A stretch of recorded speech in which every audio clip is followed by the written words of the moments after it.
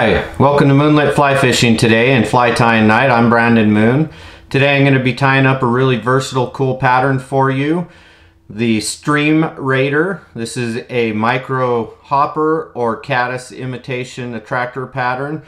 It's going to be very versatile in your streams to attract a variety of different hatches and environments. So with that, we want to go ahead and get started and invite you to like and subscribe. Have a great day. So the hook that we're going to be using today is the ML Premium Toata ML12.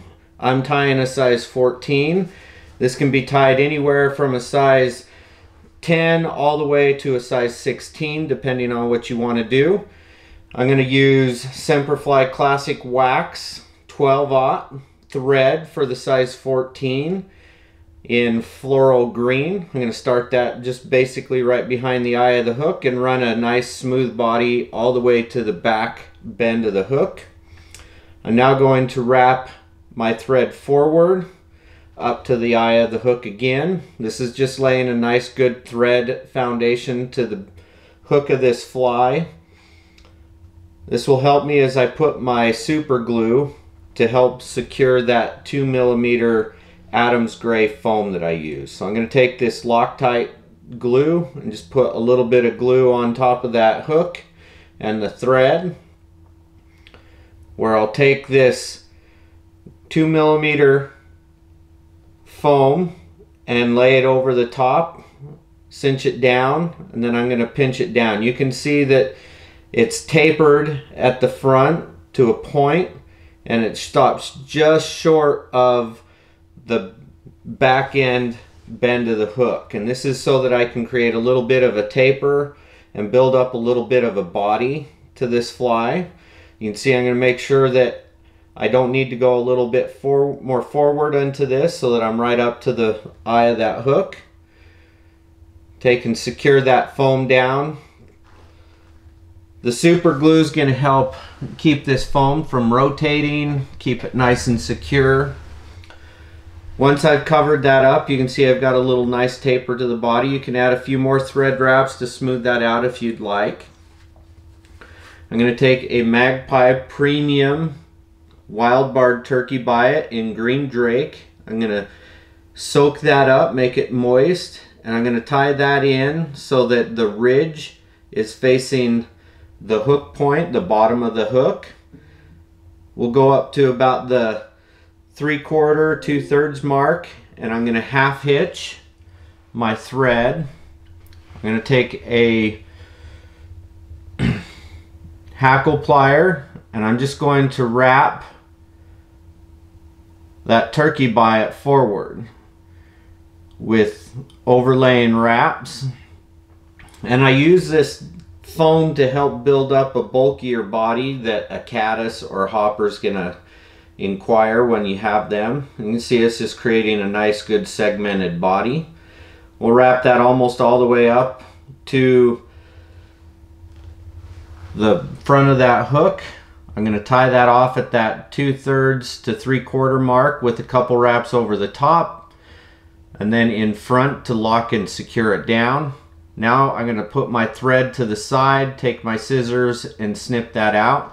This just makes sure that when I do this and snip out that biot, I don't trim out my thread as well. We'll secure that biot down, just cover it up with a few more wraps. At this point, we're going to go back to that 2/3, 3/4 mark, and I'm going to put a little bit of pale olive beaver dubbing just to create a little bit of a bulge when I tie in my wing. So it's just a couple wraps just to help kind of build that bulge up there. Now I'm going to take some Cascade hog wing from Hogfish. I take a small clump out depending on the fly size. I'll secure that down and wrap that forward. You can see that now I can pull that back and secure it down. I'm going to take and trim that out just past the back bend of that hook. Now I'm going to take some more pale olive beaver dubbing where I've removed the guard haired fibers. We're going to put that on and create our thorax head on this fly. And we're going to use this dubbing to kind of even out and cover in that middle top section, create a nice good head base here. Once I've covered that up, I'm going to pull the foam back and create a little bit of a bubble head. You can see just a couple wraps to lock that in.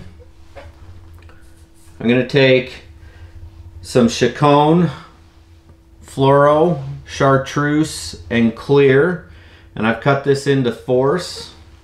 And I'm going to measure the first side and I'm going to tie it. You can see that it goes just to the back end of that wing. I'm going to fold it over the front and measure it to go to that same point. Few wraps. Now I'm just going to trim that out in the middle there. And I get, on the size 14, I can do this. If I go with the size 12 or larger, I've got to half it, and it's going to give me some excess that I've got to trim out. With the size 14, it evens out nice and good.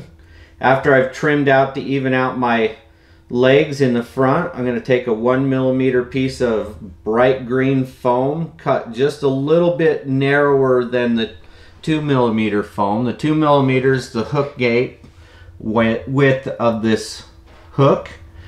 A little bit of head, or a little bit of super glue, the Loctite. I'm going to wrap that over the top, secure that in nice and tight, seat that thread and the glue into each other.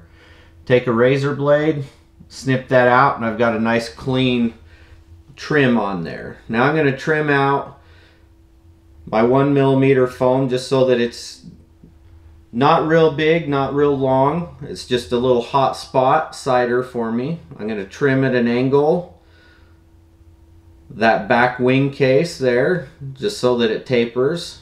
You can see how it tapers right there. Now I'm going to trim out any kind of fibers that kind of are in the way. You can see I've got one of the wing fibers, a hog wing, and then a little fiber from guard hair from my dubbing. I'll just trim that out as well. And there you have the Stream Raider. Thank you for watching. Have a great day.